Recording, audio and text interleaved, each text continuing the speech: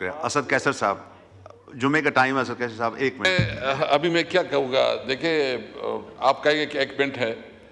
میں دیکھیں سب سے پہلے تو جناب اسپیکر, کل ہم گئے تھے اڈیالہ جیل, ہمارے ساتھ اپوزیشن لیڈر, پارلیمانی لیڈر سب تھے.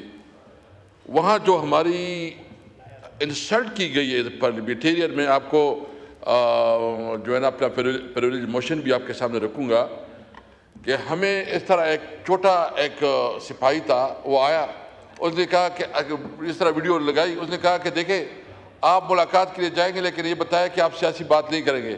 تو ہم نے کہا کیا عمران خان کے ساتھ جو ہے نا ہم بات کریں گے, ہماری بانی چیئرمین, اس کے ساتھ موسم کے اوپر ہم بات کریں گے, کیا ہم کہیں گے کہ موسم کیسا ہے, کس طرح ہے.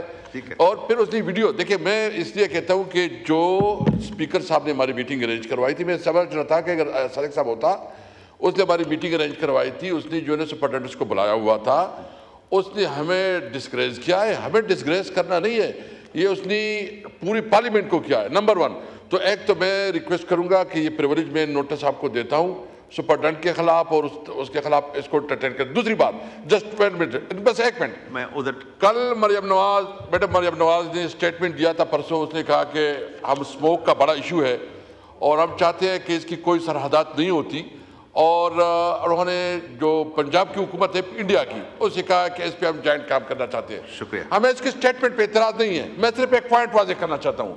جب ہمارے چیف منسٹر نے بات کی کہ ہم افغانستان کے ساتھ بات کرنا چاہتے ہیں کیونکہ وہاں ہماری موت اور زندگی کا مسئلہ ہے, وہاں ہمارے روزگار کا مسئلہ ہے, کاروبار کا مسئلہ ہے, تو اس پہ یہاں کی جو ڈیفنس منسٹر نے جو شور مچایا, انہوں نے کہا یہ تو بہت بڑا انہوں نے بغاوت کی ہے, ایک صوبہ کس طرح دوسرے ملک کے ساتھ بات کر سکتا ہے.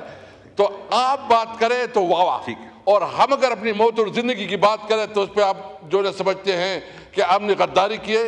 اسٹینڈرڈ ایک ہونی چاہیے. جو مریم نواز بات کر رہی ہے, اس طرح علی امین نے بھی بات کی تھی, منسٹر نے کہا تھا کہ اس وقت ہمارے کاروبار بند ہیں, جس طرح کا ہماری جو لا اینڈ آرڈر کی صورتحال ہے, ہمیں ضرورت اس بات کی ہے کہ ہمیں افغانستان کے ساتھ کاروبار کا موقع دیا جائے.